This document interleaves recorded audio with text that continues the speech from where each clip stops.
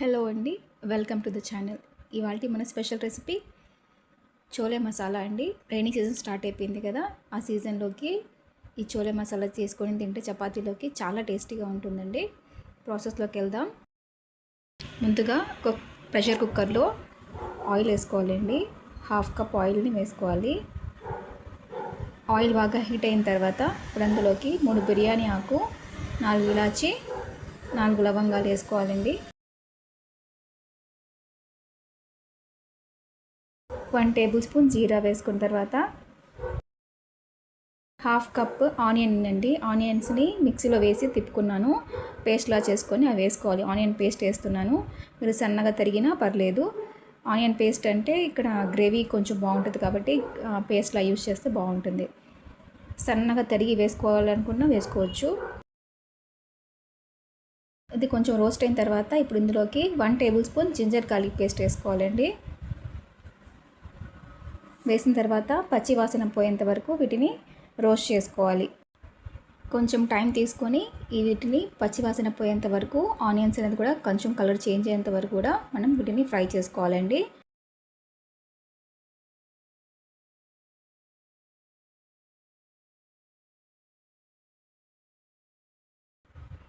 Two minutes మంచిగా fry చేసుకున్న తర్వాత ఇప్పుడు ఇందులోకి మనం 1 కప్ టొమాటో ప్యూరీని, ఏం లేదండి టొమాటోస్ తీసుకొని మిక్సీలో తీసి పేస్ట్ చేసుకోవాలి. ఆ టొమాటో పేస్ట్ని కూడా ఇక్కడ 1 కప్ తీసుకున్నాను. అది వేసిన తర్వాత మంచిగా ఒకసారి కలుపుకున్న తర్వాత ఆయిల్ పైకి తేలేంత వరకు వీటిని మనం రోస్ట్ చేసుకోవాలి. ఒక 2 మినిట్స్ దీనిలో ఆయిల్ అనేది పైకి తేలుతుందండి, అంతవరకు దీన్ని మనం బాగా కుక్ చేసుకోవాలి. టొమాటోలో ఉన్న పచ్చివాసన, ఇంకా మనం ఆనియన్ ఉల్లిపాయల్లో ఉన్న పచ్చివాసన కూడా పోయేంత వరకు, ఆయిల్ పైకి తేలేంత వరకు దీన్ని మనం రోస్ట్ చేసుకోవాలి.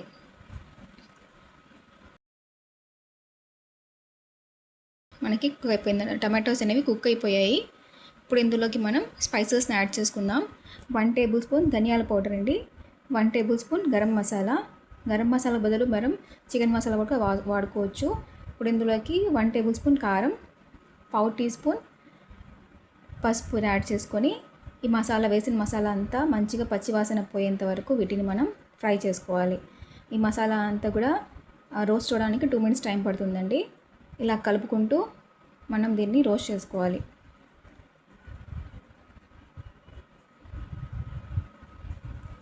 సాల్ట్ యాడ్ చేసుకోవాలండి. 1 టేబుల్ స్పూన్ సాల్ట్ అనేది యాడ్ చేస్తున్నాను. సాల్ట్ అనేది చూసి యాడ్ చేసుకోవాలండి, ఎందుకంటే ఆల్రెడీ నేను శనగల్ని ఉడకబెట్టేటప్పుడు ఆల్రెడీ దాంట్లో సాల్ట్ అనేది యాడ్ చేశాను కాబట్టి చూసి ఇప్పుడు గ్రేవీకి సరిపోయేంత సాల్ట్ మాత్రమే యాడ్ చేసుకోవాలి. 2 మినిట్స్ బాగా కుక్ చేసుకోవాలండి. ఇప్పుడు దాంట్లో నుంచి ఆయిల్ పైకి తేలుతుంది. ఇప్పుడు ఇందులోకి మనం 2.5 కప్స్ శనగల్ని నానబెట్టి ఉడకబెట్టుకున్నానండి, 7 విజిల్స్ వచ్చేంత వరకు. ఆ శనగల్ని కూడా ఇక్కడ యాడ్ చేసుకుంటున్నాను. 2.5 కప్స్ ఉంటాయండి. ఆ శనగల్ని కూడా వేసి మనం ఒకసారి మంచిగా కలుపుకోవాలి. వేసిన మసాలా అంతా ఆ శనగలకి బాగా పడేటట్టుగా మనం ఒకసారి దీన్ని మిక్స్ చేసుకోవాలి.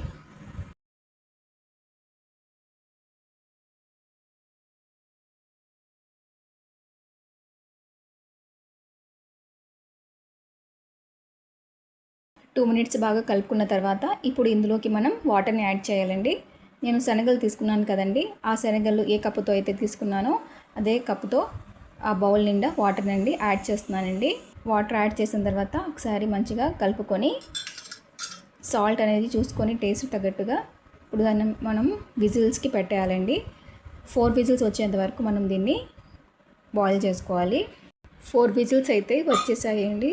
విజిల్స్ వచ్చిన తర్వాత ఒకసారి దీన్ని మనం మూత తీసి చూద్దాము. ఇక్కడ గ్రేవీ చూస్తే పల్చగా ఉంటుందండి. అది వేడి మీద కొంచెం చల్లారిన తర్వాత గ్రేవీ అనేది ఆటోమేటిక్గా చిక్కబడిపోతుంది. వేడి మీద చూపిస్తున్నాను కాబట్టి మీకు అలా పల్చగా కనిపిస్తుంది. కొంచెం చల్లారితే ఆ గ్రేవీ ఆటోమేటిక్గా చిక్కబడిపోతుందండి. చూసారు కదండి, ఎంతో టేస్టీగా చాలా సింపుల్గా చేసుకోవచ్చు.